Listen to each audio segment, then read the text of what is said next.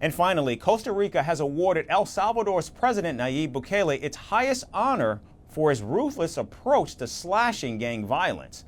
Despite human rights concerns, Costa Rican President Rodrigo Chavez seeks Bukele's tactics as a model for his own country, which is facing record-breaking violence fueled by drug trafficking.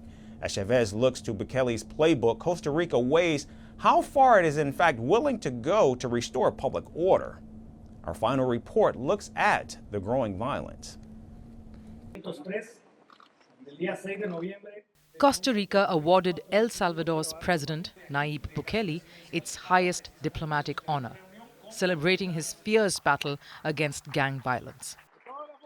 This move marks a surprising twist, with Costa Rica lauding Bukele's tough methods while struggling with its surge in crime. It was the most insecure country, and now it is one of the safest countries there is. You tell me, and it's very good what he does, that those who are imprisoned must have to work. Bukele's war on gangs has captivated and divided Central America. His campaign suspended key constitutional rights, allowing arrests without warrants and fast-tracking prosecutions. Critics see this as a rollback of democracy, but his supporters see it as necessary action. I've said 1,000 times in this country that for democracy to be worthwhile, it has to give results to society, to not be replaced by another political system that we Costa Ricans don't want to see.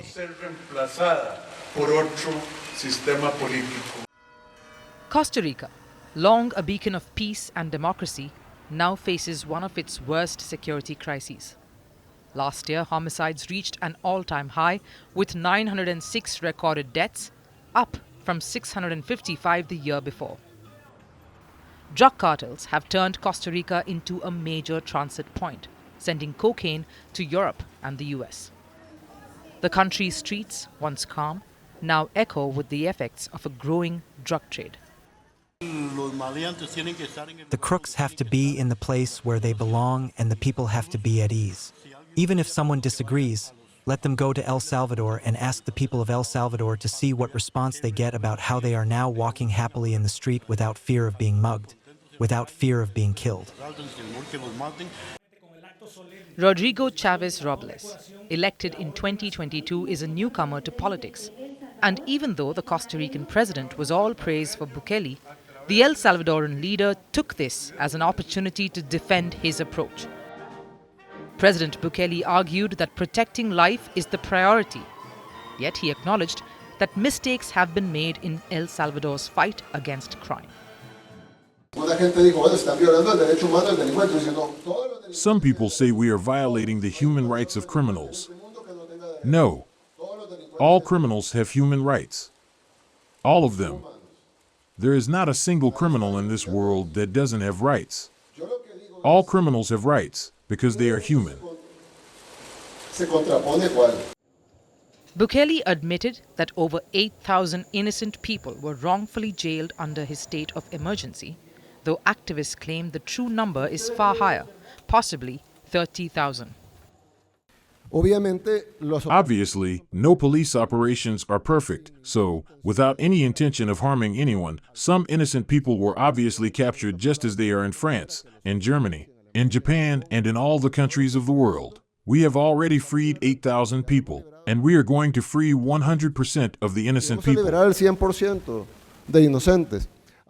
Bukele also advised Costa Rica to toughen its own prison policies, calling the country's current system too permissive after a visit to one of its largest prisons.